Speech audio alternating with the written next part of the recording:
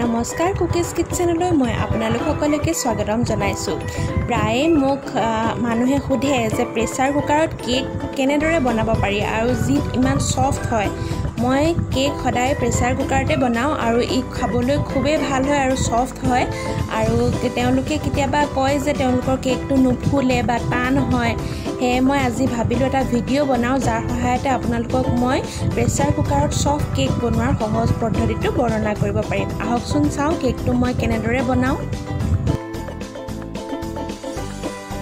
ইয়াত মই সামগ্ৰী হিচাপে ব্যৱহাৰ কৰিছোঁ ময়দা 2 কাপ, কণী 4টা, ৰিফাইন তেল 1 কাপ, চেনি 1 কাপ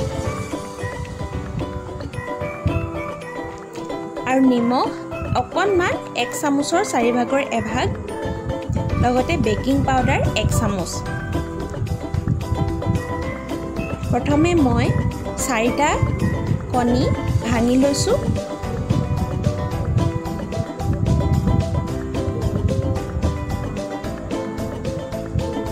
কণীকেইটা ভালদৰে ফেটি লৈছোঁ।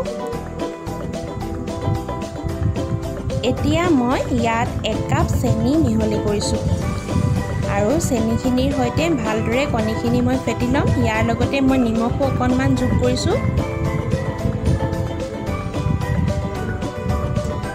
ভালদৰে ফেটি লৈছোঁ আৰু চেনিখিনি একেবাৰে মিহলি হৈ যাবলৈ দিছোঁ। এয়া চাওক চেনিখিনি একেবাৰে ভালদৰে মিহলি হৈ গৈছে, পূৰা গলি গ'ল। এতিয়া চেনিখিনি মিহলি হৈ যোৱাৰ পাছত মই ইয়াত 1 কাপ তেল ঢালি দিছোঁ।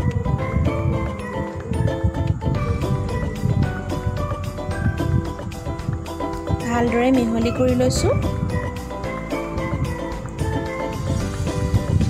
তেলখিনি মিহলি হৈ যোৱাৰ পাছত মই এতিয়া ইয়াত 2 কাপ ময়দা দিছোঁ।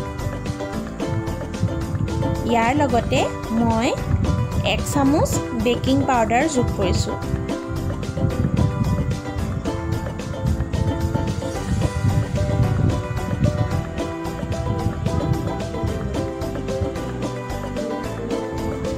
আৰু গোটেইখিনি ভালদৰে মই ফেটি ল'ম।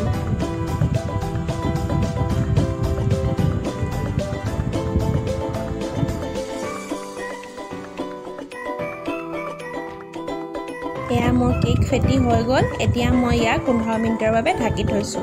এতিয়া মই এটা বাতি লৈছোঁ য'ত মই কেক বনাম। বাতিটোৰ তলত মই অলপ ৰিফাইন তেল সানি ল'লোঁ। তাৰ ওপৰতে এখন বগা কাগজ পাৰি লৈছোঁ যাতে কেকটো তলফালে লাগি নধৰে।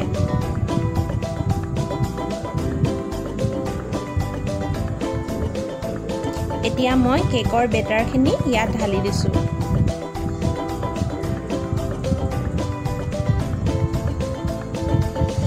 এতিয়া মই গেছ জ্বলাই গেছটো একেবাৰে কমাই লৈছোঁ আৰু তাতে এটা ডাঙৰ প্ৰেছাৰ কুকাৰ দি লৈছোঁ। এতিয়া মই প্ৰেছাৰ কুকাৰৰ তলত এখন জালনাৰ নিচিনা প্লেট থাকে। এইটো আমাৰ কুকাৰখনটোৰ লগতে আহিছিল কিনোতে। এইখন দি দিছোঁ। আপোনালোকৰ যদি এইখন নাই তেনেহ'লে কেৰাহী থোৱা ষ্টেণ্ডডালো দিব পাৰে। ইয়াৰ ওপৰতে মই এতিয়া কেকটো দি দিছোঁ আৰু কুকাৰটোৰ সাফৰটোৰ পৰা ৰাবাৰডাল আৰু হুইচেলটো মই খুলি দিছোঁ। খোলাৰ পাছত লগাইছোঁ। লগাই একেবাৰে গেছটো কমাই ৰাখিছোঁ আৰু ইয়াক মই 1 ঘণ্টা 15 মিনিটৰ বাবে বেক কৰিছোঁ। 1 ঘণ্টা 15 মিনিটৰ পাছত এয়া খুলি চাই চাওক, এয়া কিমান ধুনীয়াকৈ কেকটো ফুলি গৈছে। আৰু গেছটো এতিয়া মই বন্ধ কৰি দিছোঁ।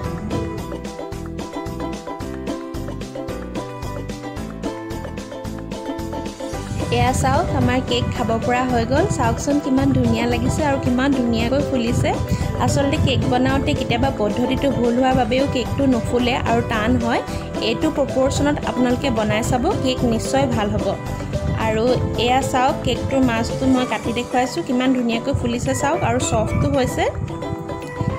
এনেদৰে মই কোৱাৰ ধৰণে বনাই চাবচোন, কেক নিশ্চয় ভাল হ'ব। আৰু এয়া চাওক মাজলৈকে ধুনীয়াকৈ সিজিছে। আৰু ভিডিঅ'টো চোৱাৰ বাবে ধন্যবাদ। আৰু যদিহে ভিডিঅ'টো চাই ভাল পালে তেনেহ'লে প্লিজ লাইক, কমেণ্ট আৰু ছাবস্ক্ৰাইব কৰিবলৈ নাপাহৰিব। লগতে নতুন নতুন ৰেচিপিৰ আপডেটৰ বাবে বেল আইকনটো প্ৰেছ কৰি দিব। ধন্যবাদ।